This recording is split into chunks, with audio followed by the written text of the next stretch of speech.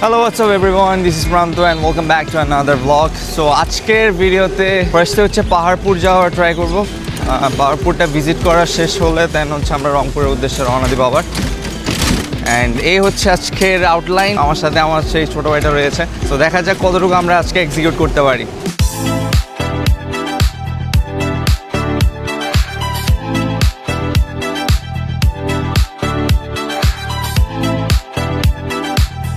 তো এই নিয়ে পঞ্চম গাড়িতে সফর করছি আমরা এবং এটা একদম পাহাড়পুরে গিয়ে আমাদেরকে নামাই দেবে।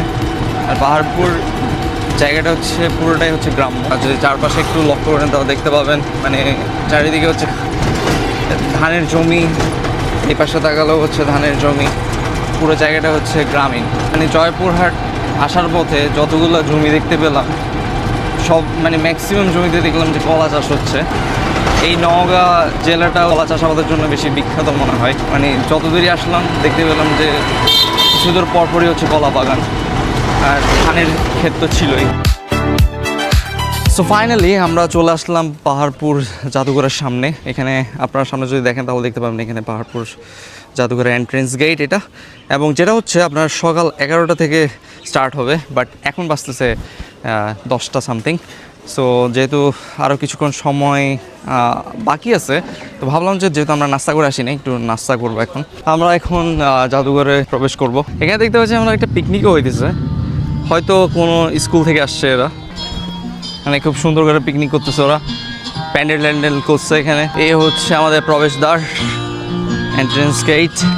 এতদিন যাবত ধরে বইয়ে পড়ছি, বইয়ে দেখছি, এখন সচক্ষে দেখবো। বাঁচতেছে কয়টা? 55 না, 5 মিনিট অপেক্ষা করতে হবে। বেশি পর্যটক হলে এখানে 30 টাকা প্রাইস, শিক্ষার্থীদের জন্য আবার কিছু ছাড় আছে। অ্যান্ড আমি এখানে একটু আশপাশের এরিয়াটা একটু ঘুরে ঘুরে দেখতেছি। এরিয়াটা কিন্তু খুবই চমৎকার এবং সামনে কিন্তু খুবই চমৎকার একটি বট গাছ রয়েছে। এখানে একটু যাওয়ার চেষ্টা করবো। আসেন দেখি এটা কেমন, মানে অনেক বড় একটা বট বৃক্ষ। চলো একটু দেখি। ওয়াও, বট মূলগুলো দেখতে পাচ্ছেন। এটা মেবি অনেক অনেক বছর পুরনো বট গাছ, দেখে বোঝা যাচ্ছে। মানে পুরো এরিয়াটা অনেক বেশি সুন্দর, পরিপাটি, তারপর সৌন্দর্যে পরিপূর্ণ। ভালোই লাগছে। ভেতরে ঢুকলে আশা করি যে আরও ভালো লাগবে।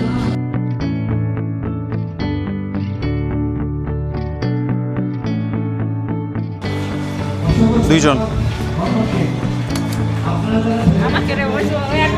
তো আমরা কিন্তু ভেতরে ঢুকে গেলাম। এখানে আমরা দেখতে পাচ্ছি কিছু ডিরেকশন দেওয়া আছে, যেমন মনাস্ট্রি হচ্ছে সোজাসুজি, মিউজিয়াম হচ্ছে এই পাশে, অ্যান্ড রেস্ট হাউস হচ্ছে এ পাশে। তো আমরা একটু মনাস্ট্রিটা দেখে আসি আগে। ভাই জায়গাটা তো মানে বেশি সুন্দর, সেই কাঠবিড়ালি শেট কোথায় চলে গেল? কি বলো বিকি, সুন্দর লাগতেছে? হ্যাঁ, সুন্দর লাগতেছে। সকাল সকাল হিসাবে ঠিকই আছে। দেখা যাক কেমন কি লাগে, সবগুলো ঘুরে ফিরলে তখন বোঝা যাবে। সেও প্রথমবার আসছে, আমিও প্রথমবার আসছি, অনুভূতি কিন্তু খুবই দারুণ। হ্যাঁ ভাই, কেমন আছেন? ভালো আছেন? আপনি ভালো আছেন? এই তো। বাড়ি কই ভাই?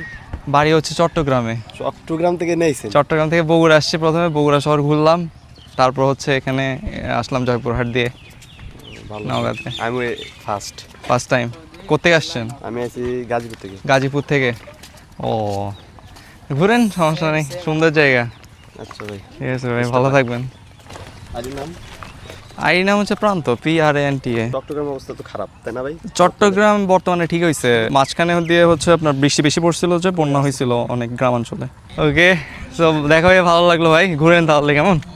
আচ্ছা, এখানে আমরা সুন্দর একটা গাছ দেখতে পাচ্ছি, এটা হচ্ছে চালতা গাছ।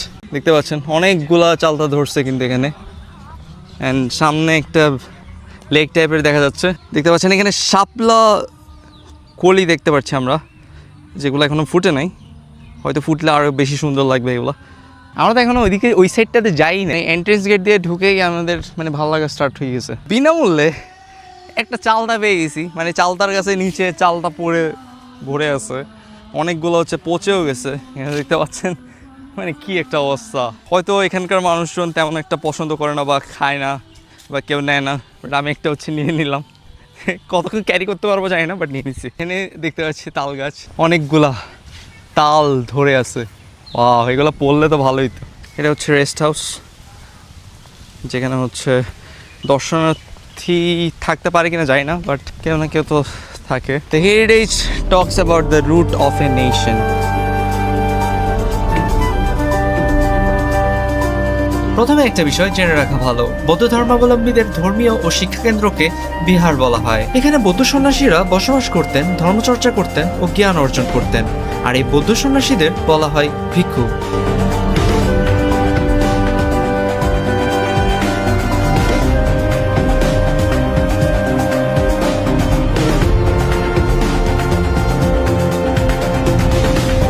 এই বিশাল স্থাপনাটির চারপাশে রয়েছে অসংখ্য ছোট ছোট কক্ষ, যেখানে একসময় ভিক্ষুরা বসবাস করতেন।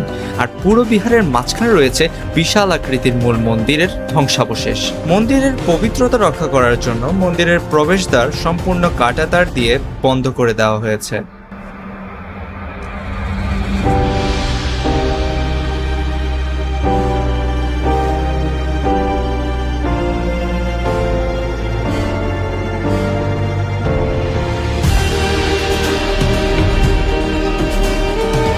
হাজার বছরের পুরনো এই ইটের দেয়াল ও টেরাকোটার কারুকাজ আজও আমাদের সামনে তুলে ধরে সেই সময়ের উন্নত স্থাপত্য ও সভ্যতার পরিচয়। এর ঐতিহাসিক গুরুত্বের কারণে 1985 সালে এই মহাবিহারকে ইউনেস্কোর বিশ্ব ঐতিহ্যবাহী স্থানের তালিকায় অন্তর্ভুক্ত করা হয়। সো ভিউয়ার্স, এই ছিল পাহাড়পুরে বৌদ্ধ বিহার থেকে আজকের এই ব্লগ। এন্ড কেমন লাগলো এই ব্লগ অবশ্যই নিচে আমাকে কমেন্টস করে জানাবেন। সো ভিডিওটা যদি ভালো লেগে থাকে অবশ্যই ভিডিওতে একটা লাইক দিবেন এন্ড আমাদের এই চ্যানেলটিকে সাবস্ক্রাইব করতে একদমই ভুলবেন না। দেখা হচ্ছে খুব শীঘ্রই নতুন কোনো ভিডিওতে। Till then, tata.